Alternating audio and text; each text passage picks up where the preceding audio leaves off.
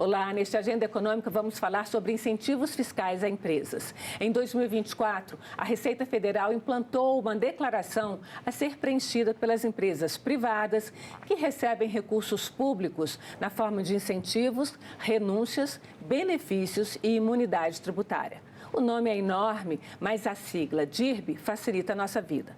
O objetivo da DIRB é aumentar a transparência dos investimentos que o governo federal faz em empresas privadas no país na forma de política de incentivo.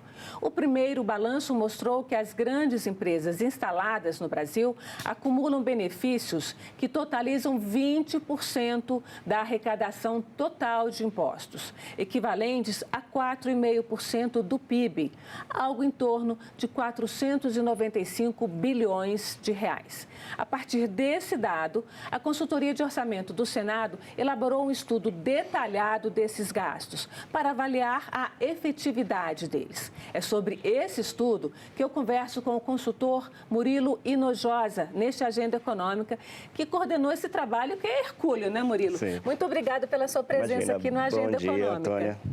Vamos, então, começar, assim, é um estudo inédito, né? Ninguém fez ainda, nem o Legislativo não tinha feito, o Executivo ainda não fez. O que é que esse estudo mostra? Qual seria assim, o lead do estudo? É um estudo que ele é inovador porque a informação que nós usamos como base é inovadora. Então, é um ganho em transparência enorme para a sociedade, na medida em que o Executivo agora tem em mãos dados que nunca antes que não possuía. Antes a gente sempre trabalhava com dados estimativos, é claro, existe uma série de cálculos e metodologias normatizadas que fornecem essas informações, mas a gente passou para um outro paradigma, que é o paradigma de autodeclaração do contribuinte. Então, aqui é até interessante a forma como os contribuintes, empresas privadas, se comportaram na medida de serem honestos e transparentes com essas informações. Então, o grande benefício do estudo é trazer à luz algumas informações que a gente não tinha antes. Agora, esse estudo é o primeiro, foi feito em 2024, essa declaração, ela agora vai ser feita anualmente. Toda empresa que recebe algum recurso do governo federal vai ter que preencher ao fim do ano essa declaração, como faz a declaração do imposto de renda? Isso, ela tem uma metodologia periódica ao longo do ano, não se faz de uma vez, você tem ciclos de declaração e é muito interessante que o governo coloca essa responsabilidade na mão das empresas porque elas mesmas aprendem a se educar a tratar esses gastos na sua contabilidade.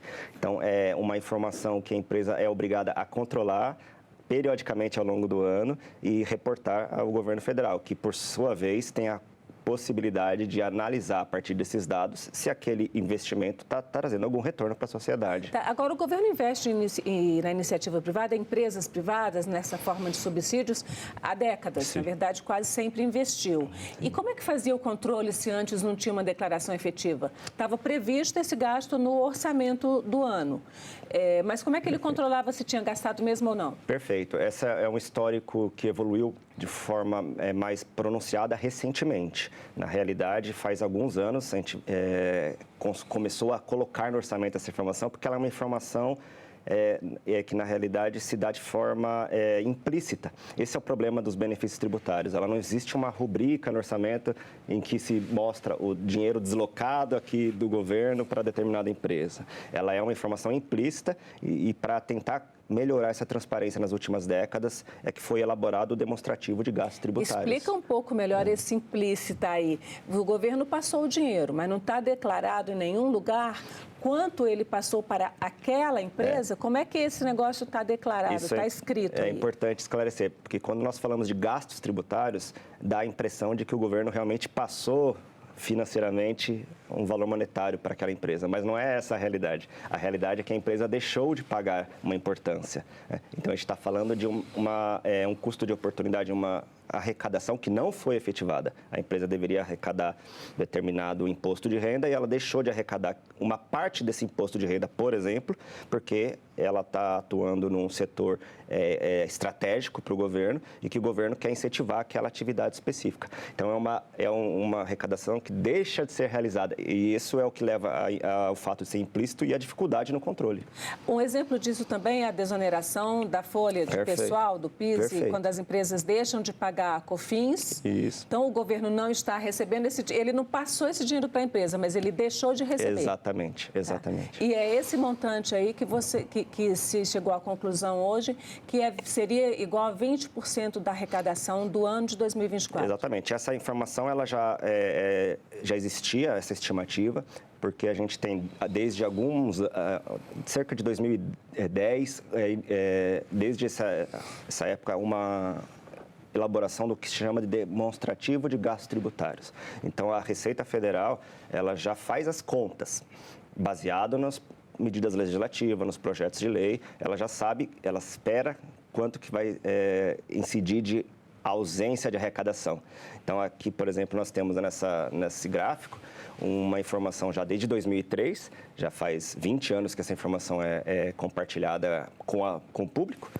E a questão que muda agora é que nós saímos do reino das contas, dos cálculos, para o reino dos números declarados efetivamente. Esse é o grande ganho que a DIRB nos traz. Mas a gente já percebe que você comentou de 20% da arrecadação, certo, Antônia? Sim. A gente pode também olhar em termos de percentual do PIB. Aqui a gente tem nesse gráfico, e esse gráfico, só para citar, está lá escrito a fonte, é parte do estudo de vocês, né? Vocês montaram esse gráfico a partir dos dados da Receita Federal, claro. Exato. Né? E a gente percebe que existe uma tendência de crescimento, principalmente de 10 anos para cá, de 15 anos para cá, um crescimento importante e mostra o quanto esses gastos eles têm relevância no orçamento público. De novo, não são gastos diretos, são renúncias de receita, são arrecadações que deixam de ser realizadas, mas, ao fim e ao cabo, um dinheiro que não entra, ele tem o mesmo efeito que um dinheiro que sai. Né? Esse 4,5% é como se o salário da gente fosse reduzido, né? A gente não recebeu, mas aqui, esse 4,5% do PIB, isso é o acumulado ou é hoje, em 2020, hoje não, vamos pegar o dado de 2024. Sim. O governo tinha investido até então o equivalente a 4,5% do PIB? Essa é uma pergunta interessante. Os gastos tributários, os benefícios tributários, eles são concedidos em tese, por período determinado. Então, você dá um certo incentivo para aquele setor econômico, para que ele se estabeleça, consiga crescer e se consolidar, para depois você deixar de conceder o benefício. Isso na teoria, porque um dos grandes males dos benefícios tributários no Brasil hoje em dia é a sua perenidade. Perenidade, boa, essa é a palavra que eu estava buscando. Eu estava aqui pensando da Zona Franca de Manaus, que foi criada nos anos 70 para vigorar até os anos 90. Nos anos 90 ela passou até os anos 2000, nos anos 2000 ela passou até 2007 e ela continua. Então, na verdade, era uma política para durar 20 anos e ela já está há mais de 50 anos. Exato. A gente entra naquela discussão de direito adquirido ou aquele benefício tributário se torna quase que uma necessidade para aquele agente econômico atuar. Mas não deveria ser esse o caso. Hoje mesmo, a gente tem muita discussão, por exemplo, a respeito da desoneração da folha de pagamentos, em que, depois de muita deliberação no Congresso, com o Poder Executivo e até envolvimento do Poder Judiciário, esses benefícios estão com os dias contados. Existe um escalonamento e, em alguns anos, eles já deixarão de existir. Assim foi também com o caso do PERSE, aquele benefício específico para o setor de eventos da época da pandemia. Ele já foi cortado porque atingiu um valor em que se foi acordado como limite.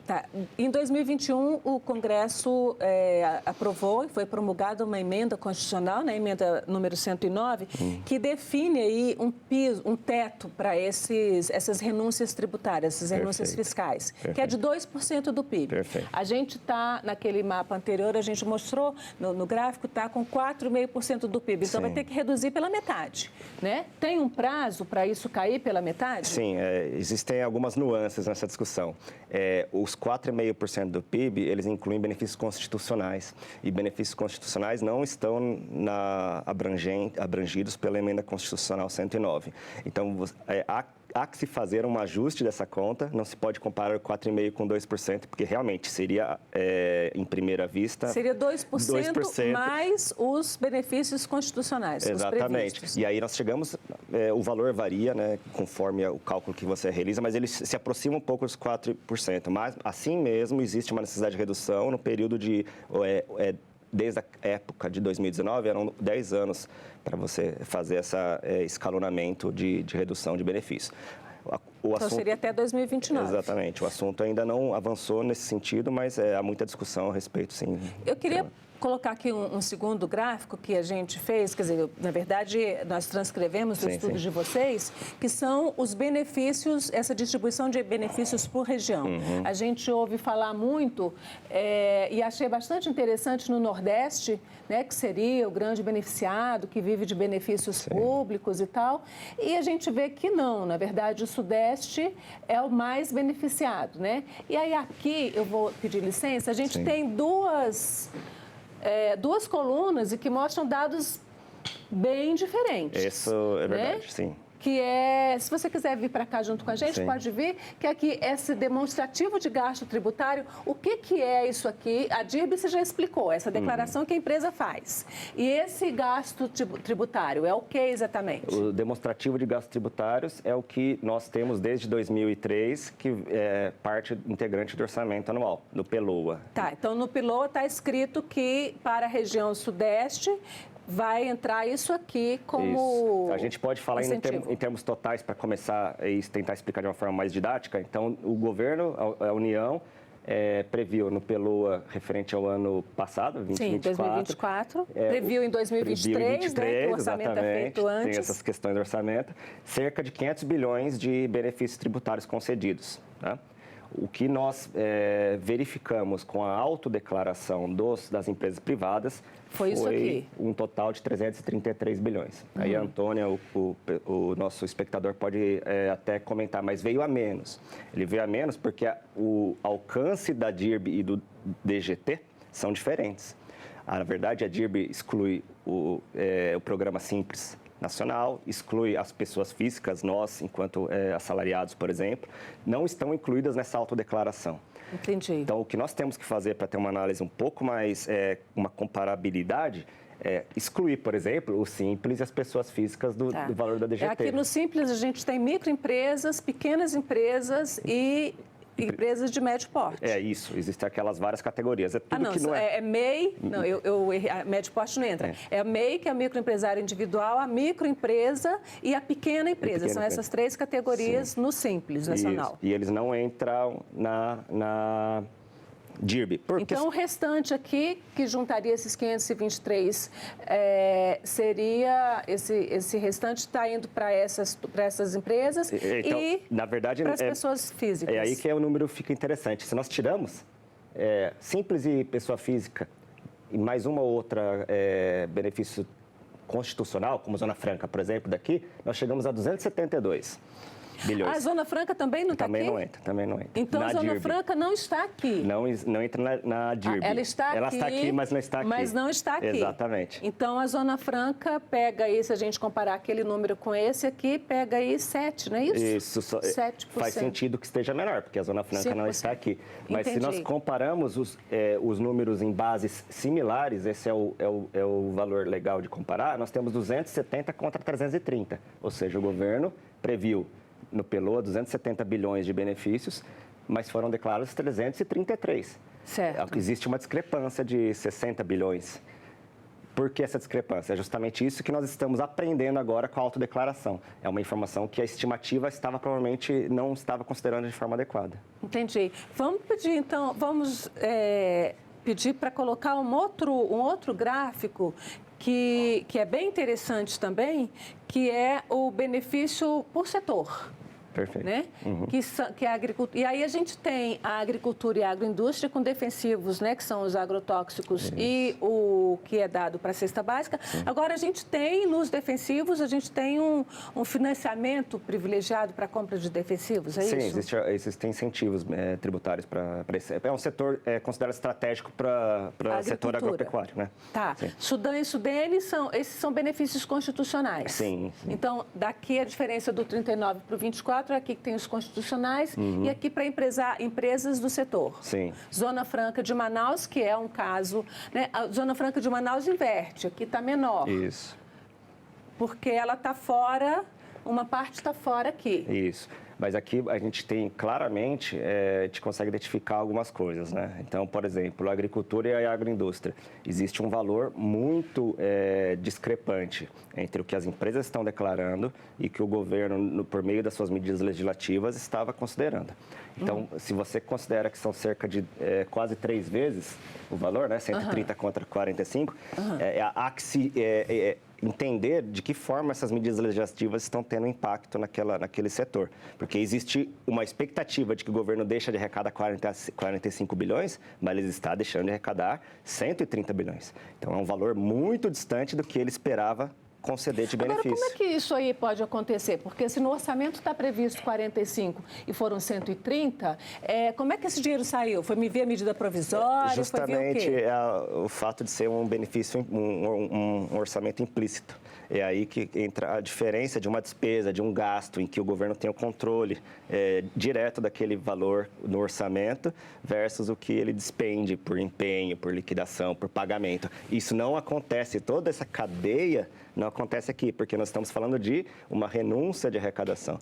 Era o que ele deveria arrecadar e ele não arrecada. Ele achava, com incentivo para determinado setor, que ele estava deixando de arrecadar 40 ou 45,3, por exemplo, ele está deixando de arrecadar 130. Ou seja, o governo está financiando a agroindústria brasileira, o agronegócio brasileiro é muito financiado pelo governo. Exatamente. Se ele financiasse mais, talvez, a indústria também teria esse enorme sucesso. Isso, não se trata de uma questão de achar o que está certo e o que está errado. Na realidade, os financiamentos, os incentivos são importantes para aqueles setores e eles foram definidos dessa forma. A questão é o volume de financiamento. Às vezes, a decisão foi tomada imaginando um cenário em que o governo deixa arrecadar uma determinada receita, mas, na verdade, ele está deixando arrecadar muita receita, muito mais do que ele esperava. Então, ele pode tomar uma nova decisão, exatamente. Talvez redirecionar esse benefício, talvez não começar a arrecadar esse dinheiro e usar em benefícios sociais, por exemplo. Então, é uma questão de tomada de decisão. A gente vive nesse momento, e essa conversa acontece por isso, que a gente está preparando o orçamento, né? O governo, o Poder Executivo, o Ministério da Fazenda, já encaminhou para o Congresso a proposta, né? A proposta de lei orçamentária anual, né? Que a gente chama de PILOA de 2026, que está sendo discutida já aqui no Congresso. E essas decisões precisam ser tomadas, né? Quanto de recurso vai para cada setor. Então, o objetivo desse estudo é isso? E, então, o PILOA que veio pode ser modificada com base nesses dados? Essa é uma pergunta interessante, Antônia. E, na realidade, ele não é modificado nesse aspecto, novamente, pelo caráter implícito da renúncia de receita. Então, quando a gente recebe do Poder Executivo aqui no Congresso uma renúncia de receita de 600 bilhões, mais ou menos, que é o que veio para esse ano, para esse PILOA referente ao ano seguinte. Então, ano seguinte, no ano de 2026, esperamos ter cerca de 600 bilhões de reais de receita que não será arrecadada com benefícios tributários. Mas a gente não altera esse valor. A gente é mero cliente dessa informação e não há como alterar. O que há como alterar é a medida legislativa, é alterar a lei da desoneração, é alterar a lei da Zona Franca, alterar a lei do setor de químicos e farmacêuticos, isso sim. Isso é trabalho do Congresso. Isso é trabalho do Congresso ao longo do seu processo legislativo. O Congresso pode tomar a iniciativa de alterar essas leis ou ela tem que vir necessariamente do Executivo? Pode tomar a iniciativa. E é aí que essa informação subsidia o parlamento na tomada de decisão. Entendi. Entendeu? Agora, para onde vai? Eu vou pedir para a gente colocar uma última arte e depois, em cima dela, eu vou fazer uma pergunta para você.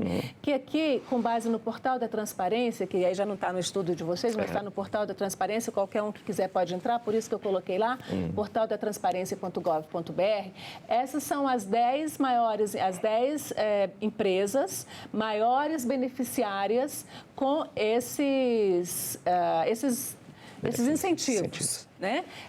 Isso aqui não é a DIRB, não são dados da DIRB, é o dado da DGT, Exato. Né? Que é o outro dado, que é o dado que o governo que está previsto mais ou menos no orçamento. General Electric, que é privada, Petrobras, que é capital misto, TAM privada, MISC, que é uma empresa de produção, de perfuração de postos em alto mar, que é uma empresa estrangeira com uma subsidiária brasileira, Stellantis, que é produtora de carros, né, Fiat e GM, que também é uma empresa estrangeira, Embraer, que é capital misto, Comexport, que é uma empresa de exportação, é uma grande exportadora, Samsung, General Motors e Transocean, que é uma outra também de perfuração de postos em alto mar. Como é que essas empresas tão grandes estão, de alguma forma, retribuindo esse benefício que elas estão recebendo? Pois é, aqui nós verificamos uma grande presença de empresas multinacionais, grandes corporações, que de alguma forma se beneficiam desse incentivo que o governo oferece. E aí existe, é claro, uma série de fatores que levam à concessão desse benefício, seja a criação de empregos, sejam setores estratégicos, a área de automobilística, a área de tecnologia, de informação, como a Samsung, são setores de bens de capital, como a General Motors. Então, existe todo um racional por trás da concessão desses benefícios. Mas muitas vezes, Antônio, eu concordo que pode haver uma discussão. Será que esse benefício não poderia estar sendo redirecionado de alguma forma para um outro setor que é mais necessitado dentro do país? É uma discussão que o Congresso tem a prerrogativa de fazer. Essa discussão eu queria saber o seguinte: quando esses incentivos são concedidos, as empresas não assumem nenhum compromisso do tipo: vou aumentar os salários dos meus funcionários, vou aumentar a contratação de funcionários, vou fazer benefícios X ou Y para a comunidade. Que tipo de compromisso elas assumem ao receber esses benefícios? Em um mundo ideal, esse seria um dos fatores para a concessão de benefícios, que é o estabelecimento de contrapartidas. Além da questão do prazo, que nós falamos lá no começo da conversa, que muitas vezes não é estabelecido, a questão das contrapartidas de forma objetiva e de forma controlada, ao longo de avaliações periódicas. Não são feitas essas avaliações muitas vezes não são feitas, existe uma lacuna normativa importante nesse sentido, existem discussões no Congresso Nacional, sim, no sentido de preencher essa lacuna e sistematizar essa metodologia de avaliação de contrapartidas, para que sim, justamente, aqueles tantos bilhões que a empresa X está recebendo, ela está retornando em forma de empregos, em forma de desenvolvimento local e de todos os outros critérios que foram pensados na época da concessão? Nesse momento, fala-se muito na necessidade do ajuste fiscal, do corte de despesas, fala-se muito do Bolsa Família, do congelamento, né? Você gosta de falar do congelamento do salário mínimo, das aposentadorias, Bolsa Família. Alguns setores chamam isso de Bolsa Empresário. Né? O Bolsa Família, teoricamente, a pessoa sai do Bolsa Família, sai quando ela consegue um emprego, consegue se sustentar de uma forma melhor. A empresa que recebe isso aqui não deveria ter um prazo para sair da Bolsa Empresário, como alguns setores chamam hoje? Essa é justamente essa discussão que o Congresso está trabalhando e que atualmente é uma lacuna. Realmente não é realizado da forma como se idealmente pensou para ser realizado. Existe essa necessidade de aprimoramento, aperfeiçoamento, na medida em que as empresas recebem benefício e muitas vezes não conseguimos ter de forma palpável esses retornos. Né? O que precisa ser feito? O que você considera mais importante para ser feito? Se o Congresso puder fazer apenas uma coisa, se o Poder Executivo puder fazer apenas alguma coisa, o que você considera a coisa mais importante a ser feita para que se tenha um controle um pouco melhor desse orçamento? Isso precisa ser normatizado. Né? É claro que muitas vezes existe essa discussão de excesso de lei, a lei que não pega, né? É uma cultura nacional brasileira, mas é importante que isso seja normatizado. Existe uma lacuna normativa muito grande no âmbito dos gastos tributários e a forma como o Executivo e o Legislativo se comportam é um pouco mais subjetiva do que poderia ser. Subjetiva no sentido de aplicar boas práticas da OCDE ou aplicar conceitos internos acadêmicos. Se isso é discutido de uma forma ampla, com a academia, com a sociedade civil, com o Congresso, com os parlamentares que foram eleitos para representar a população e colocado numa forma de um ato normativo, existe uma diretriz que todos podem seguir. Se você cria segurança jurídica para as empresas, que não devemos pensar que querem fraudar ou ir contra as medidas, mas se você tem uma lei clara, elas têm segurança jurídica para seguir essa lei, o setor privado consegue trabalhar de uma forma mais segura, a população consegue visualizar os dados de uma forma mais clara, transparente. Então, acho que essa normatização é importante. Claro, sistematizando a questão de avaliação periódica, obrigando a imposição de prazos para avaliação. Existe uma série de medidas que podem ser colocadas. Desempenho também. Desempenho também. Contrapartidas, a gente pode, tanto até o nível do detalhe de número de empregos gerados, ou podemos pensar em contrapartidas mais genéricas. Existem várias nuances, existem muitos especialistas que podem contribuir com essa discussão. Né? A gente tem alguns projetos aqui para a gente fechar nossa conversa aqui no Congresso que estão tramitando nesse sentido. Como é que você vê o avanço desse trabalho? A agenda econômica, ela está bastante forte, né, no Congresso, né, sem trocadilhos com o nome do programa, mas nós temos recentemente discussões importantes a respeito de reforma tributária do consumo, reforma do imposto de renda. É uma sequência, né? Eu acho que o que o Executivo e o Legislativo têm feito é tratar as prioridades uma atrás da outra em uma sequência, e certamente os benefícios tributários estão nessa fila.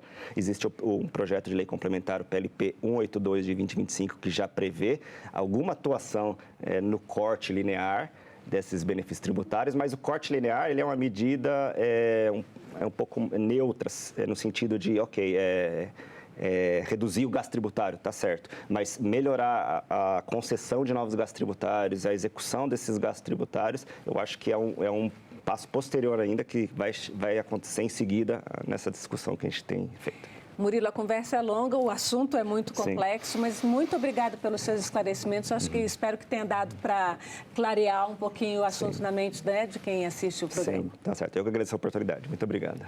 Bom, e agradeço também a você que nos acompanhou até aqui. Este programa está no site senado.leg.br/TV e no canal da TV Senado no YouTube. Curta a Agenda Econômica e inscreva-se no canal da TV Senado. Até o próximo Agenda.